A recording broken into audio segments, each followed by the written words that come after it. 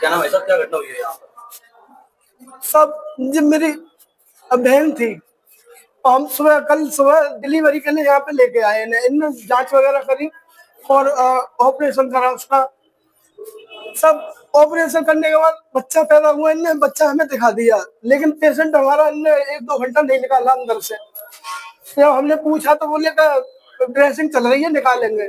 एक 1.5-2 घंटे बाद बोले कि उसके ब्लीडिंग है, तो ऑपरेशन हम दोबारा करेंगे, ब्लड वगैरह हमें चाहिए, सारा कुछ ला कर दिया और इनने हमसे ब्लड वगैरह सारा कुछ लिया। साहब इनने दोबारा ऑपरेशन करा, बोले खुलने के बाद कि इसमें वो ओवरी जो होती है वो निकालनी पड़ेगी, ना तो ये लड़की बचेगी नहीं। साहब इनने दोबारा में ऑपरेशन करा, वो ओवरी निकाली। फिर 1-1.5 घंटे ने आईसीयू में रखा, फिर बोले कि ब्लीडिंग बन रही है, दोबारा फिर ऑपरेशन। साहब 4 बार ऑपरेशन करा है बच्ची का, 4 बार ऑपरेशन करने के बाद भी इनने हाथ से छीन लिया हमारे से, और पूरी रात हम खड़े आईसीयू में, देखने तक नहीं दिया। डॉक्टर है यहाँ पर, है भी कोई डॉक्टर वॉक्टर कुछ ना है। पुलिस वाले ने भेज दिए फैसला के लिए, बोले इनसे फैसला करा लो। ना कोई पुलिस सुन नहीं, ना प्रशासन, ना कोई मेन डॉक्टर, और डॉक्टर मना कर रहा है, डॉक्टर यहाँ आने के लिए मना कर रहा है। साहब तो कहाँ भर्ती था आपका पेशेंट?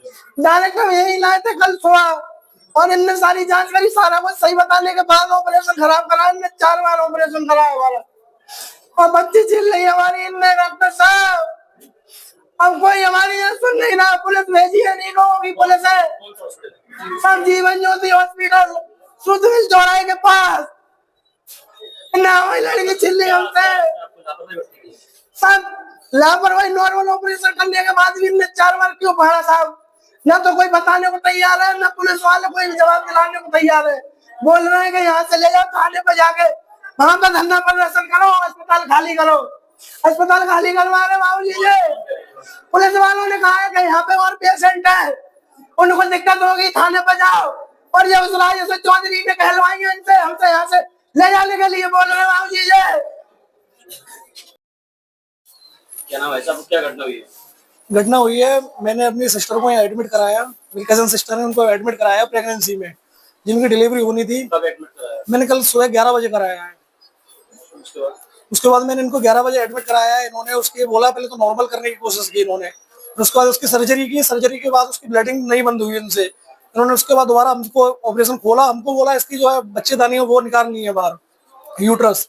यूट्रस निकालने के बाद बोले कि भाई अब चांसेस है इसके। इसके बाद फिर भी इन पर ब्लीडिंग बंद नहीं हुई। इन्होंने तीसरा ऑपरेशन किया उसका, उसके बाद भी वो लड़की एक्सपायर हो गई। और एक्सपायर होने के ना तो इन्होंने देखने दिया, गार्ड की बदतमीजी रही, गार्ड ने ना तो एंट्री करने दी, ना ही कोई हमको इन्फॉर्मेशन करने दी। डिलीवरी हुई है, बेटा हुआ है।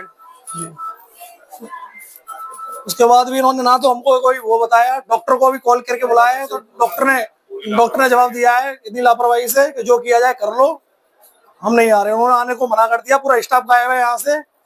तो आपको कैसे पता लगा कि आपकी सिस्टर खत्म हो चुकी है? जब भी एक भाई ने यहाँ से बोला, उन्होंने अंदर से निकले कि तबीयत खराब है, हमने अंदर जाने की कोशिश की, उन्होंने जाने नहीं दिया है। गार्ड है उसने मना कर दिया क्लियर ही। हमने उसे रिक्वेस्ट की, पिछले 3 घंटे से उन्होंने बेवकूफ बनाया है। मैं कल भी बेवकूफ बनाया, आज भी बेवकूफ बनाया, ताला लगा दिया आईसीयू से। उसके बाद भी हमको एंट्री नहीं करने दी अंदर। उन्होंने क्या मानता है, डॉक्टर की लापरवाही बरती गई है? पूरी लापरवाही है। एक प्रेगनेंसी में इतने 3 सीजर कौन करता है? 3 सीजर हुए उसके, लगातार 3 सीजर किए गए एक ही दिन में। क्या नाम था पेशेंट का? सपना यादव, सपना यादव। उम्र कितनी थी? वही 24। कौन सा बच्चा था? फर्स्ट बच्चा है, पहला बेबी है, पहला बेबी है, पहला भी। जीवन ज्योति हॉस्पिटल, सुखमी चौराहा, खैरवाई पास।